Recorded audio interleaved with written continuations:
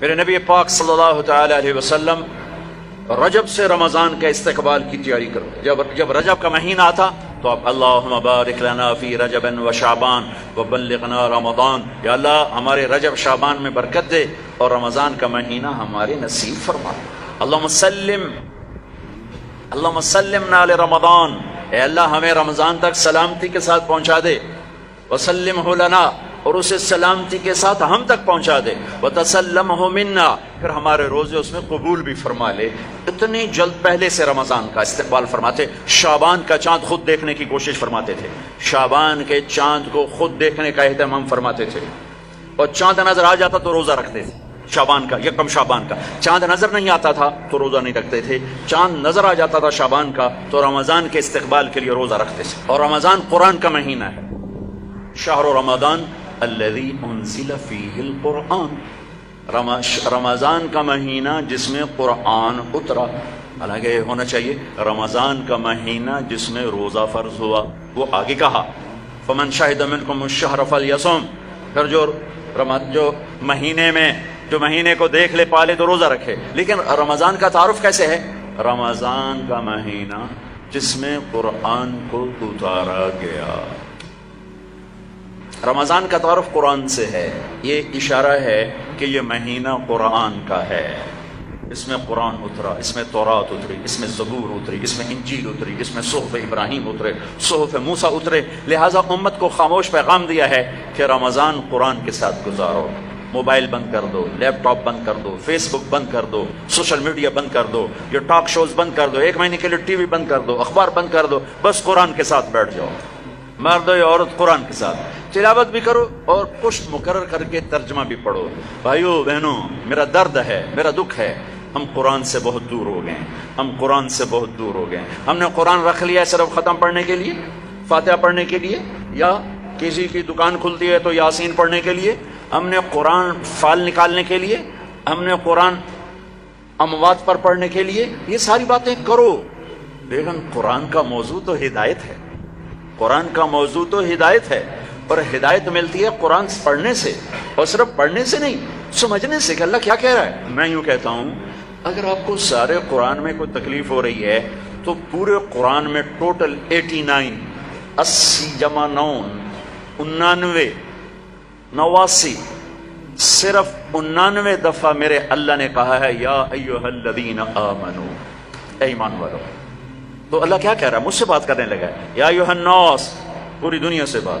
یا ایھا الذین کفروا، کافروں سے بات. یا اہل الکتاب، عیسائیوں سے بات، یہودیوں سے بات. یا ایھا الذین ہادوا، یہودیوں سے بات ہو رہی ہے.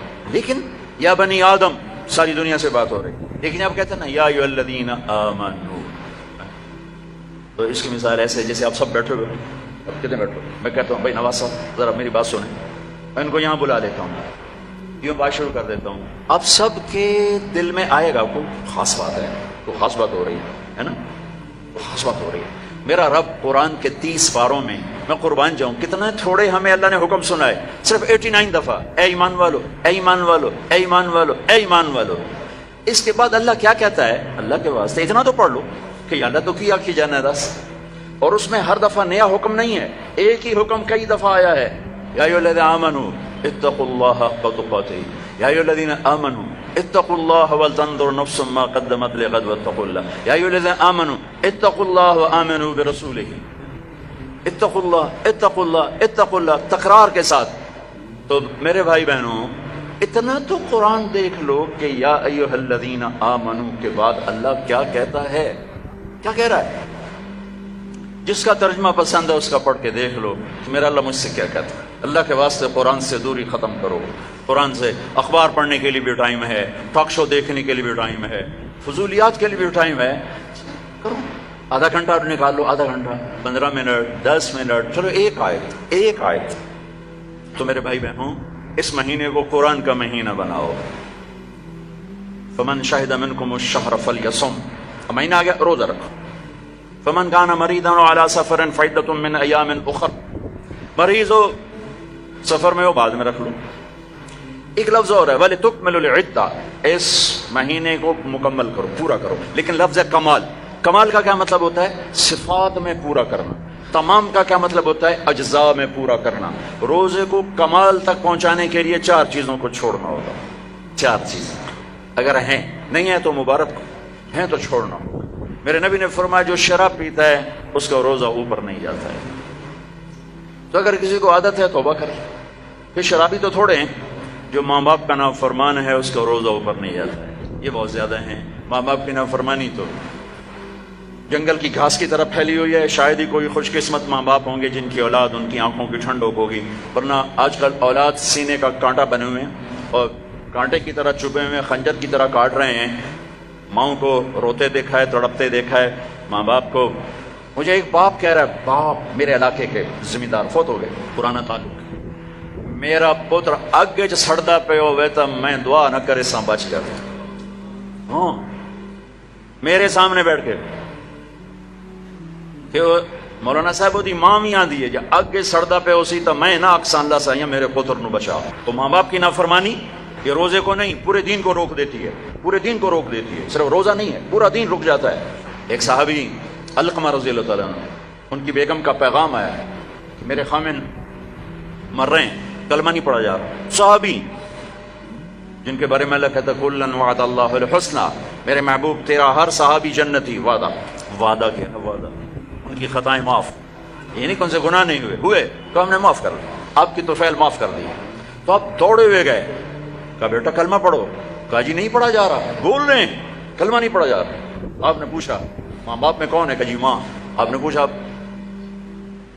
ناراض ہے؟ کہا جی ناراض ہے. ہم بولو، وہ آ گئی. تو آپ نے پوچھا علقمہ کی ماں تم ناراض ہو بیٹے سے؟ کہا جی ناراض ہو. کیوں ناراض ہو؟ اب وجہ سننا، آج کل کی وجہ نہیں، وجہ سننا. کہ یا رسول اللہ میرا بچہ بہت نیک ہے، رات کا اٹھنے والا تھا، دن کا روزے والا تھا، لیکن مجھ سے بات بدتمیزی سے کرتا تھا، سخت لہجے میں بولتا تھا.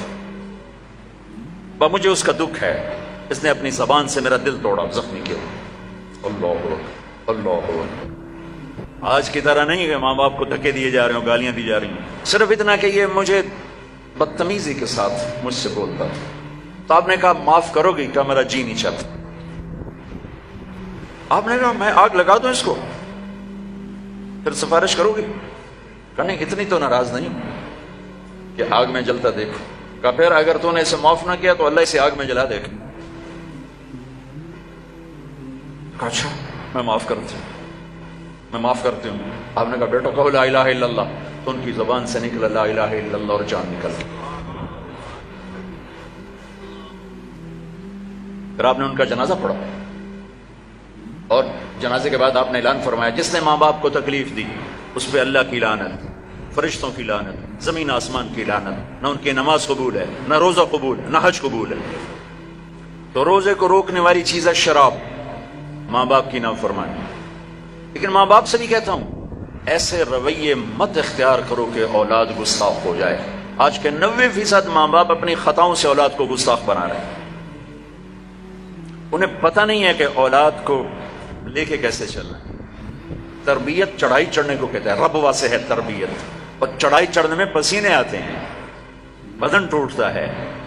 اور آج کی تربیت ہے ڈنڈے مارو بے عزت کرو، ڈنڈے مارو بے عزت کرو، چاہے ماں باپ ہو، چاہے اسکول ہو، چاہے مدرسہ ہو، چاہے وہ مکتب ہو، بے عزت کرو. یہ چیز گستاخی پیدا کرتی ہے. میرے نبی نے کہا اکرموا اولادکم، اکرموا اولادکم، اپنی اولاد کو عزت دو. حضرت علی کا فرمان ہے لأنہم خلقوا لزمان غیر زمانکم، یہ تم سے اگلے زمانے کے لیے پیدا کیے گئے ہیں. اگر اپنے نام کو باقی رکھنا چاہتے ہو تو ان کو عزت دو. اور میرے نبی کیسے عزت دیتے تھے؟ بس فاطمہ رضی اللہ تعالیٰ عنہا گھر تشریف لاتی، کبھی کبھی تو نہیں آتی، دیوار کے ساتھ دیوار ہے، آنا جانا لگا ہوا ہے، لگا ہوا ہے، لگا ہوا ہے. جتنی دفعہ آتی ہیں اور جب آتی، جتنی دفعہ آتی ہیں اور جب آتی، میرے نبی کھڑے ہو جاتے، 4 پیر پہ کھڑے ہو جاتے، کھڑے ہو جاتے. اور وہ فاطمہ ہیں، یہ میرے نبی ہیں، یہاں کھڑے ہو کے انتظار نہیں کرتے تھے، آگے بڑھ جاتے تھے، آگے بڑھتے تھے اور آگے بڑھ کر اپنی بیٹی کا ہاتھ پکڑتے، پھر یہاں بوسہ لیتے، پھر ان کا ہاتھ پکڑ کے لاتے، پہلے اپنی بیٹی کو بٹھاتے اور اس کے بعد خود بیٹھتے تھے. سبحان اللہ، کیا کمال ہے، کر کے دکھایا. ہم تو اپنے بیٹوں کا کبھی شاباش ہی نہیں دیتے. میں نے ایک دوست سے کہا یار اپنے بچوں کو کبھی شاباش بھی دیا کر. کہا کس گل کی شاباش دے؟ سارا دن ستے رہتے شاباش دے، فلموں میں شاباش دے، گانے سنتے شاباش دے. میں کہ یہ تو برائیاں ہو گئیں، کوئی اچھائیاں بھی دیکھ. اچھائیاں بھی ہوں گی، چونکہ ہر انسان کے اندر نیگیٹو تار بھی ہے، پازیٹیو تار بھی ہے. تو ان کی اچھائیوں کو واہ واہ کرو، وہ برائیاں خود چھوڑتے چلے جائیں گے. ہر وقت ٹوکا ٹاکی، ہر وقت ٹوکا ٹاکی، یہ کیوں نہیں کیا، یہ کیوں نہیں کیا، یہ کرنا تھا. اور ایک یہ پڑھائیوں نے تباہ کر دیا ہماری نسل کو، ہماری اولاد کو. 3 سال کا بچہ جسے ماں کی گود کی ضرورت ہوتی ہے، وہ ظالم ماں ہے جو 3 سال کے بچے کو اسکول کے حوالے کر دیتی. تیسرا جس سے روزہ برباد ہوتا ہے، جو رشتہ داروں سے لڑتا ہے. خون کے، ماں کے رشتے، باپ کا رشتہ، چچا، باپ کا رشتہ، باپ کی طرف سے جو بھی رشتے آ رہے ہیں باپ کی طرف سے، ان سے لڑائی جھگڑے. ماں کی طرف سے رشتہ، خالہ، نانی، نانا، ماموں.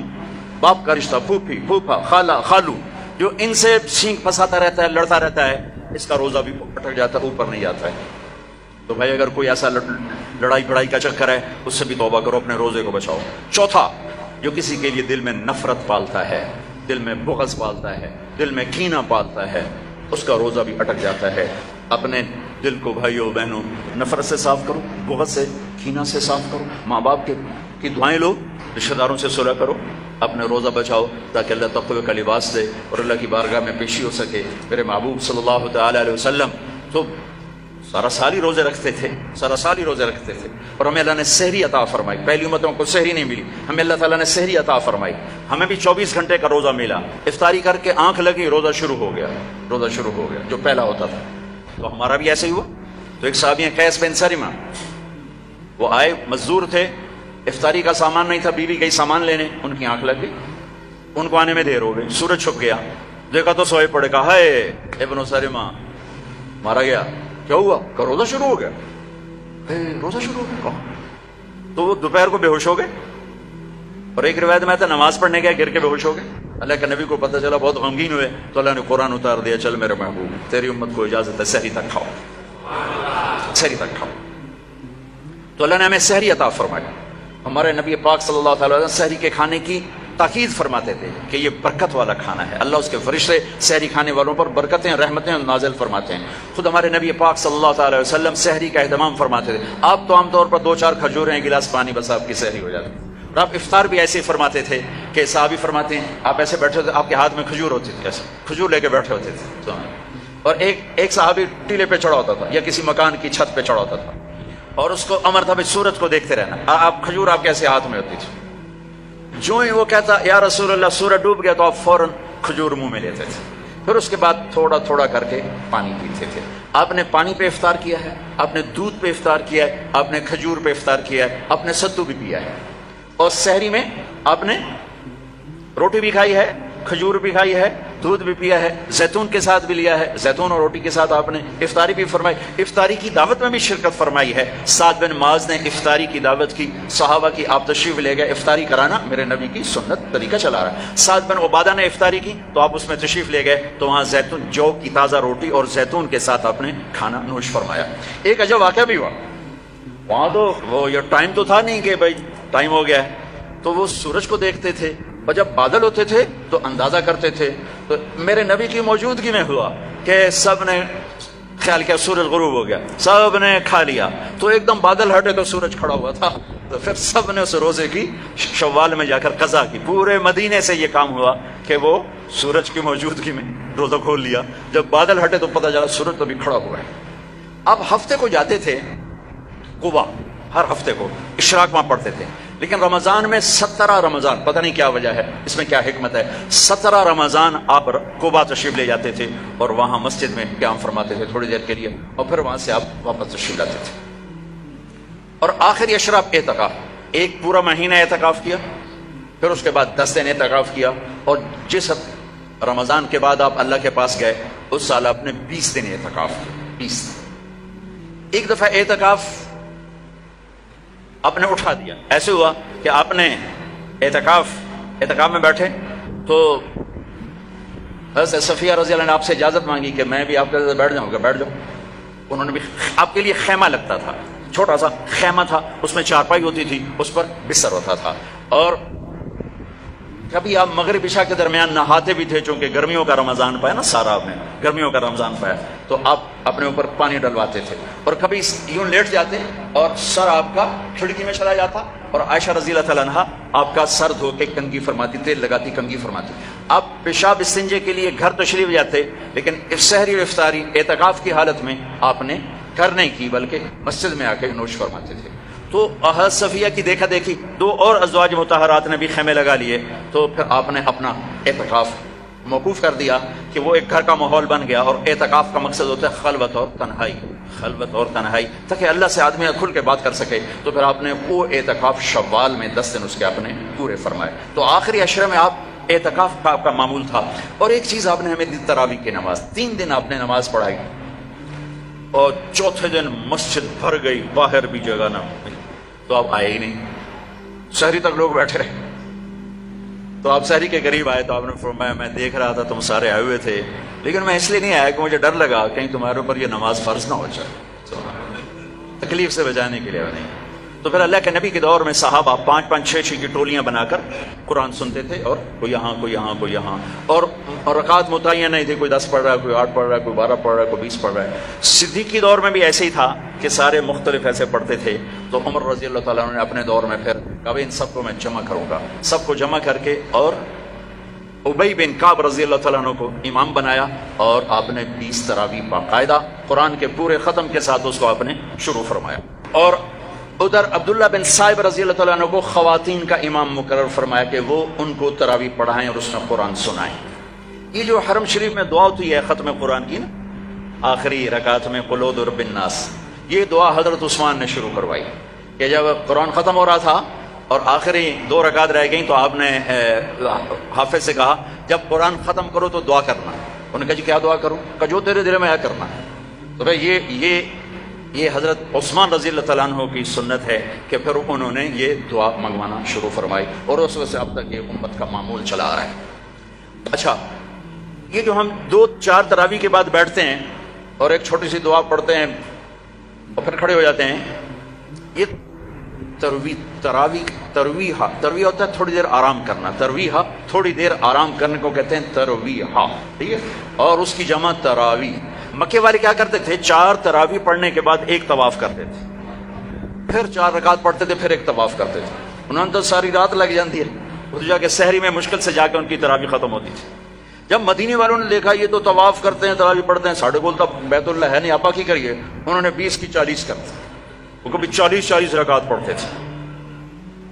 بڑھانے میں کوئی منع کوئی نہیں، چونکہ صلاۃ اللیل مثنا مثنا، تو وہ ان کے مقابلے میں 40 رکعت پڑھتے تھے۔ حافظ عطیہ سالم رحمۃ اللہ علیہ تھے، مسجد نبوی کے بہت بڑے عالم اور بڑے ان کا حلقہ تھا۔ میں ان کے درس سے بڑا فائدہ اٹھایا، ان کے درس سے میں نے بہت فائدہ اٹھایا۔ میں جب حج پہ جاتا تو لمبا عرصہ ٹھہرنا ہوتا تھا، تو میں ان کے مغرب سے عشاء روزانہ بیٹھتا تھا، اور وہ بندہ علم کا ایک بحر ذخار تھا، اللہ ان کے درجے بولا، میں ملا بھی ہوں۔ تو انہوں نے ایک رسالہ لکھا ہے تراویح پر، کاش اس کا اردو ترجمہ ہوتا تو میں آپ کو کہتا اسے پڑھو۔ تو اللہ نے ہمیں ایک تراویح کی نماز عطا فرمائی، جس کے ہر سجدے پر حدیث میں آتا ہے 1500 نیکی لکھی جاتی ہے۔ ایک سجدہ کتنے؟ اور ہر سجدے پر ایک گھر بنتا ہے۔ کس چیز کا؟ سرخ یاقوت۔ کتنا بڑا ہوتا ہے؟ 60,000 سونے چاندی کے دروازے ہوتے ہیں۔ ہر سجدے پر کیا ملتا ہے؟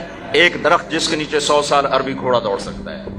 پھر تراویح اور روزے کے بدلے کیا ملتا ہے؟ اللہ آخری رات کہتا ہے میرے بندے بندی ہو، دن کا روزہ رات کی تراویح میں نے دیکھا، میں نے قبول کیا، جاؤ معاف کر دیا، جاؤ معاف کر دیا۔ ایک سحری میں اللہ کے نبی کے سامنے بکرے کی سیری پیش کی گئی۔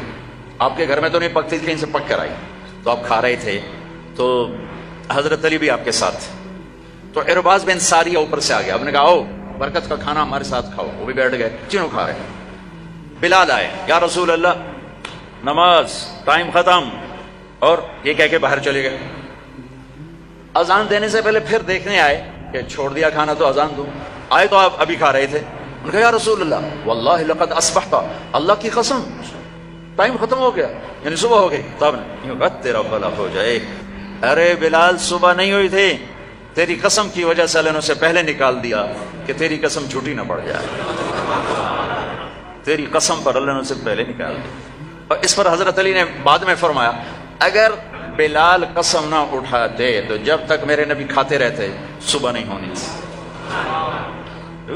عبید رضی اللہ تعالیٰ عنہ دیگ بنا رہے تھے، دیگ، تو میرے نبی کو دستی کا گوشت بڑا پسند تھا، تو آپ نے کہا عبید ناولنی الذراع، مجھے دستی تو پکڑانا، تو انہیں ایسے نکال کے دے دی، تو آپ نے اس کو یوں پکڑا ہڈی کے دونوں کناروں سے ایسے، اور دانتوں سے کاٹ کاٹ کے کھایا اور پھینک دیا۔ عبید ناولنی الذراع، دستی پکڑانا، انہوں نے پھر نکال کے دے دی، آپ نے پھر یوں پکڑا اور تو بکرے کی دو ہی ہوتی، آپ نے کہا ناولنی الذراع، عبید مجھے دستی پکڑانا، اور وہ کچے نکلے، یا رسول اللہ بکری کی تو دو ہی ہوتی۔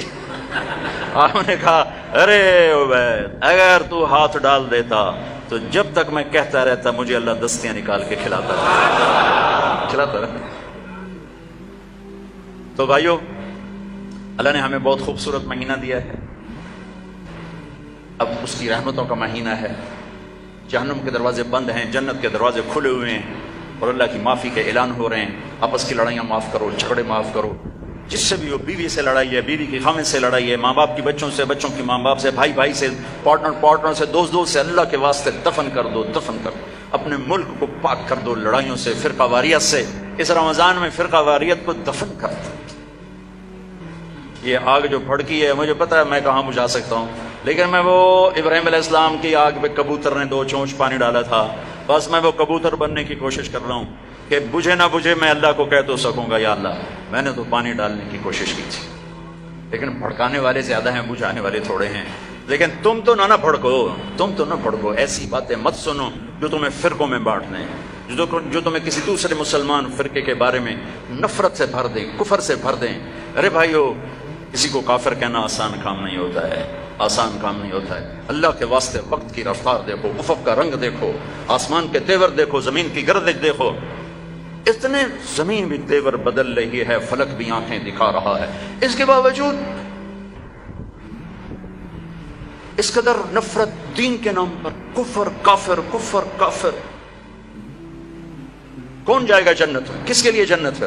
بھائیو، دروازے اپنے مسلک پہ قابو رہو، دوسرے کو عزت دو، دوسرے کے لیے بھی جنت کا دروازہ کھلا رکھو، صرف اپنے واسطے نہ کرو اسام اندر جا کے تو ود کنڈا لا لینا کہ وڑن ہی نہیں دے، ایسی حماقت نہ کرو۔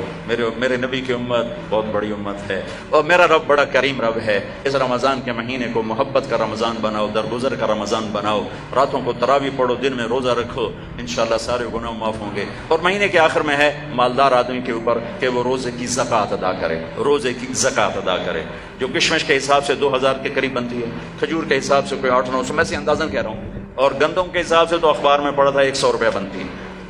لیکن جو لوگ مالدار ہیں، گندم کے حساب سے نہ دو، کشمش کے حساب سے دو، تو انشاءاللہ اس کا آپ کو بہت بہت اجر عظیم عطا